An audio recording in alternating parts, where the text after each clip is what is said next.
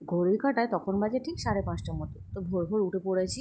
আজ কিন্তু বিপত্তারিণী ব্রতর দিন। তো হ্যালো বন্ধুরা, সবাইকে গুড মর্নিং। তো সকাল সকাল স্নান করে ফ্রেশ হয়ে চলে এসেছি। বানাবো কিন্তু ঠাকুরের জন্য ভোগ। তো বসে পড়েছি ভোগ বানানোর জন্য। এদিকে আমার সুজি হয়ে গেছে, লুচিগুলো ভাজছি একটা একটা করে। আমার যা বেলে বেলে দিচ্ছি। আর দেখো 5 রকমের সবজি ভাজাভুজি হবে, সেগুলো আমি কেটে নিয়েছি। আর এদিকে কিন্তু ভাজাও বসিয়ে দিয়েছি। তো ভাজা কিছুটা হয়ে এসছে আর কিছুটা বাকি আছে। আর আমার যা দেখো এদিকে ফল কাটতে বসে পড়েছি, যেহেতু ঠাকুরমশাই 9টায় আসবো বলেছিল সেই জন্য। আর এখানে আমি একটু কথা বলছিলাম জায়ের সাথে, আর ভিডিও করছিলাম বসে বসে। তো কথা বলতে বলতে দেখো শাক ভাজাটাও প্রায় কমপ্লিট হয়ে এসছে। শাক ভাজাটা নামিয়ে নিচ্ছি। তো 5 রকমের ভাজা ভুজিয়ে শাক ভাজা কিন্তু আমার একদম কমপ্লিট। চলো তোমাদের দেখা কী কী রান্না করলাম। তো 5 রকমের ভাজা ভুজি, লুচি, সুজি আর মিষ্টি থালাটা কিন্তু আমি সুন্দর করে সাজিয়েছি আর ফল কেটে নিয়েছি।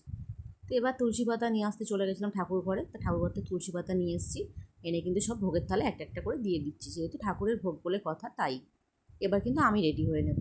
তো এই শাড়িটা বার করে নিয়েছি। তো শাড়িটা পরেও নিয়েছি। শাড়িটা পরে কেমন লাগছে তোমরা কিন্তু অবশ্যই কমেন্ট করে জানিও।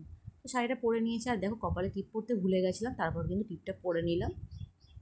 আর একটু সময় ছিল বলে ভাবলাম একটু আলতা পরে নিই, পুজোর দিনে আলতা না পরলে হয় বলো, তো আলতাও পরে নিয়েছি। আর এদিকে ঠাকুরমশাই চলে এসেছে, শাঁখ বাজানো শুরু করে দিয়েছে শাশুড়ি মা। আমরা এসে কিন্তু ভোগের থালাগুলো সুন্দর করে বসিয়ে দিলাম। তো আমাদের পুজো শুরু হয়ে গেছে, ঠাকুরমশাই এখানে পুজো করতে শুরু করে দিয়েছে। আর আমরা বসে বসে সবাই শাঁখ বাজাচ্ছিলাম।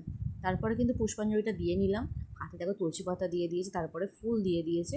তো পুষ্পাঞ্জলিটা আমরা দিয়ে নিয়েছি, পুষ্পাঞ্জলি দেওয়া আমাদের কমপ্লিট হয়ে গেছে। এবার ঠাকুরমশাই দেখো আরতি করছে। তো আরতি করার সময় আমি একটু স্লো মোশনে ভিডিও করলাম। তো পুজো আমাদের প্রায় শেষ পর্যায়ে, মানে শেষ হয়ে গেছে। তারপর ঠাকুরমশাই কিন্তু হাতে সবার হাতে ডোর বেঁধে দিয়েছে। তোমরা কারা কারাই বিপত্তারিণী ব্রত পালন করো আর ডোর বেঁধেছো, অবশ্যই কিন্তু জানাতে ভুলো না।